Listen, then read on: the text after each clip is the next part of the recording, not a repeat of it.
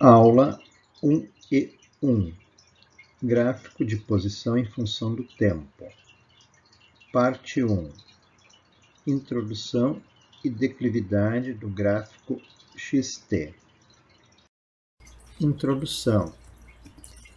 Os gráficos são uma ferramenta poderosa de análise dos movimentos, pois, além da grandeza explícita que identifica seus eixos, a declividade e a área sob um gráfico também trazem informações importantes sobre o movimento.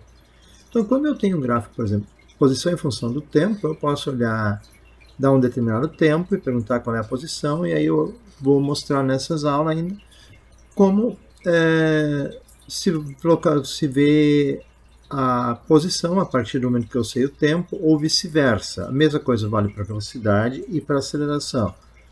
Mas além desta leitura que pode ser feita direta no gráfico, a interpretação do gráfico calculando a declividade ou calculando a área também vai me dar grandezas físicas que vão ser estudadas. Então, os movimentos podem ser analisados através de 3 tipos de gráfico. O primeiro gráfico que nós vamos estudar é o gráfico XT, o gráfico de posição em função do tempo. Então, esse gráfico me permite uma leitura direta da posição, e neste gráfico também é importante calcular a declividade para poder saber a velocidade. O gráfico VT, velocidade em função do tempo. Esse é o gráfico mais importante da cinemática, porque me permite conhecer a velocidade, me permite conhecer o deslocamento a partir da área sob o gráfico e me permite calcular a aceleração a partir da declividade do gráfico.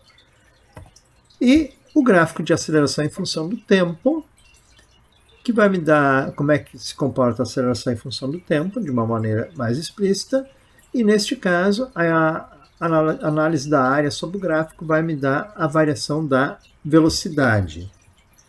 Então, na unidade 1E, gráficos de cinemática, vamos aprender a interpretar estas informações. Então, primeiro exercício. Exercício 1. Este gráfico representa a posição de um móvel em função do tempo.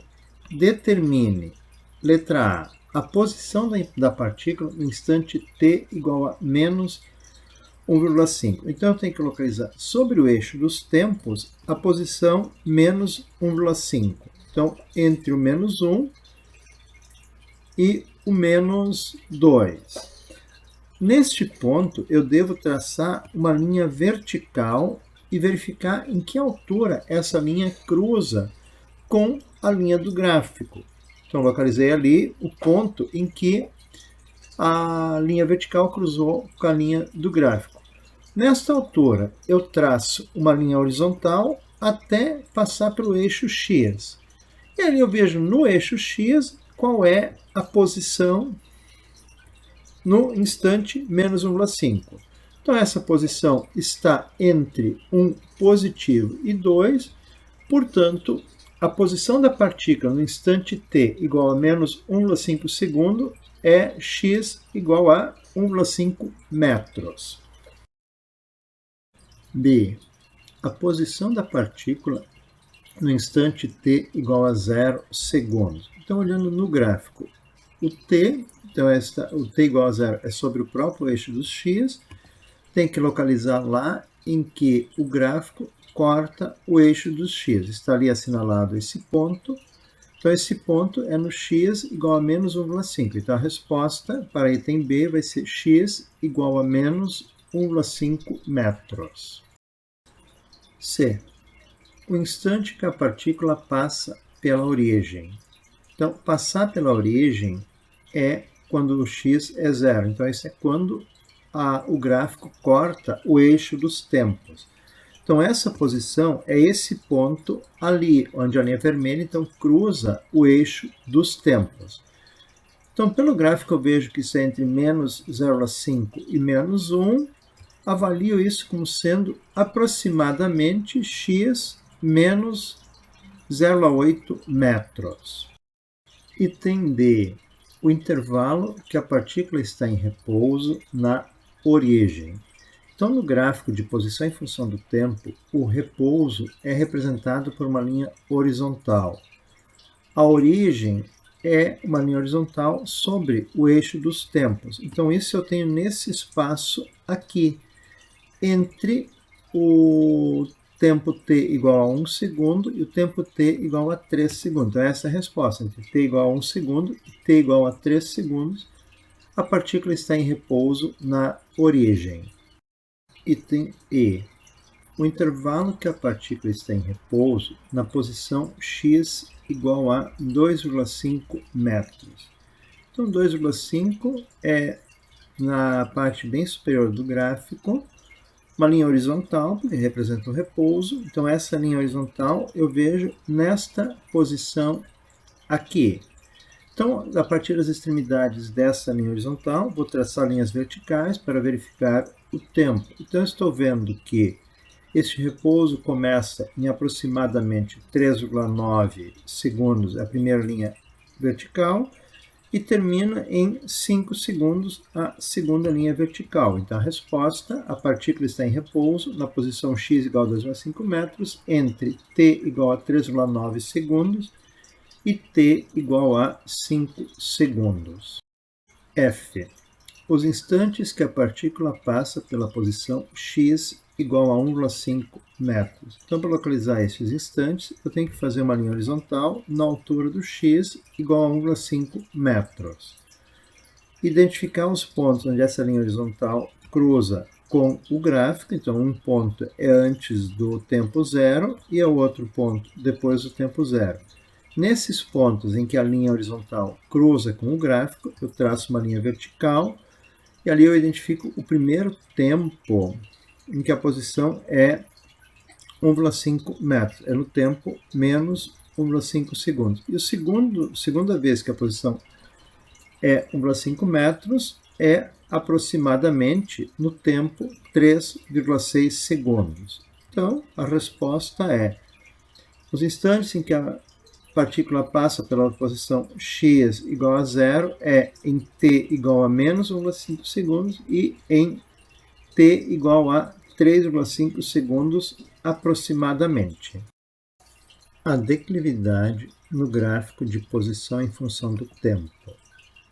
Na matemática, a declividade A é o quociente da variação da grandeza dependente, ΔY, pela variação da grandeza independente, ΔX. Então, numa equação, eu apresento que A é ΔY sobre ΔX.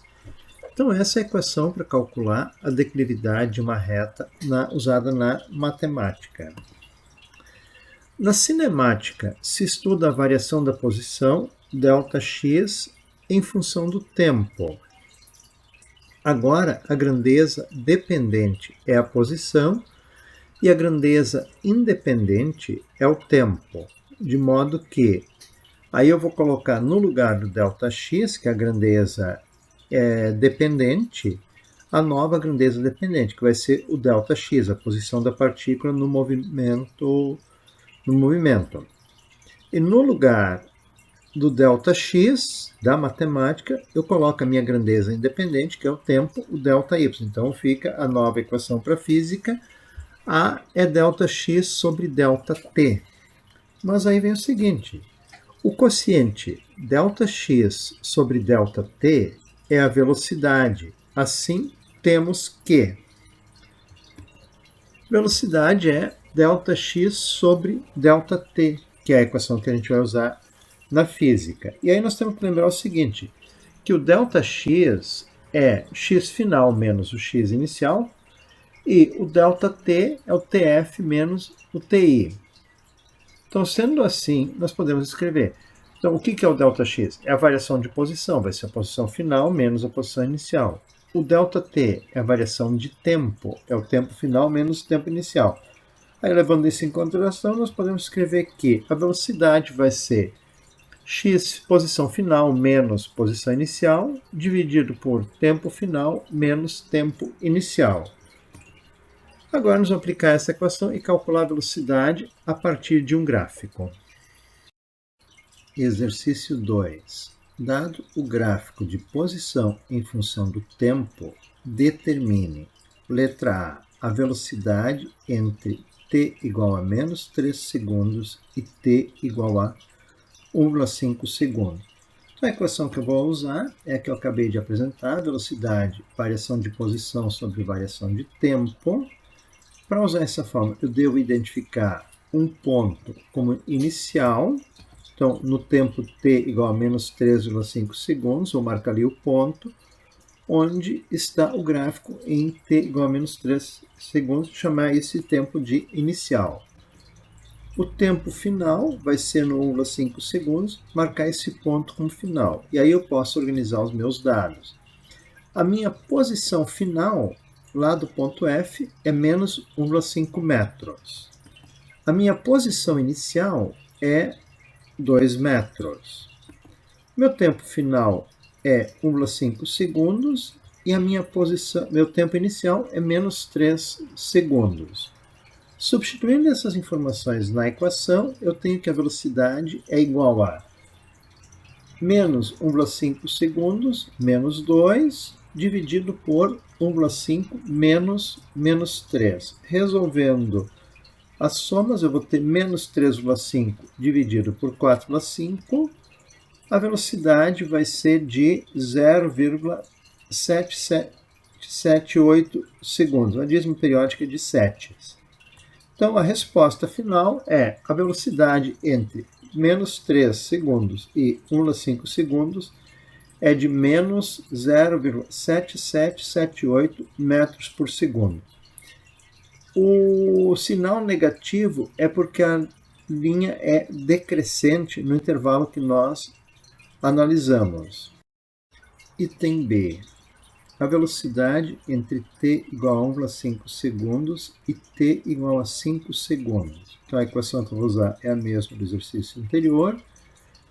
Tem que identificar, então, o ponto final, o ponto inicial, e a partir desses dois pontos, organizar os dados. A posição final, no tempo t igual a 5 segundos, é de 2,5 metros. E a posição inicial, no tempo t igual a 1,5 segundos, é menos 1,5 metros.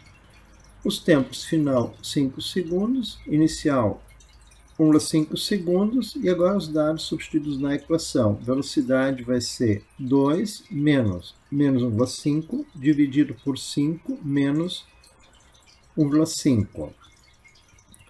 Resolvendo as somas, 2,5 menos 1,5, 4. 5 menos 1,5, 3,5. Esta divisão vai me dar uma dízima periódica, mas os primeiros dígitos são 1,143. Então, a resposta final, a velocidade entre 1,5 segundos e 5 segundos é de 1,143 metros por segundo.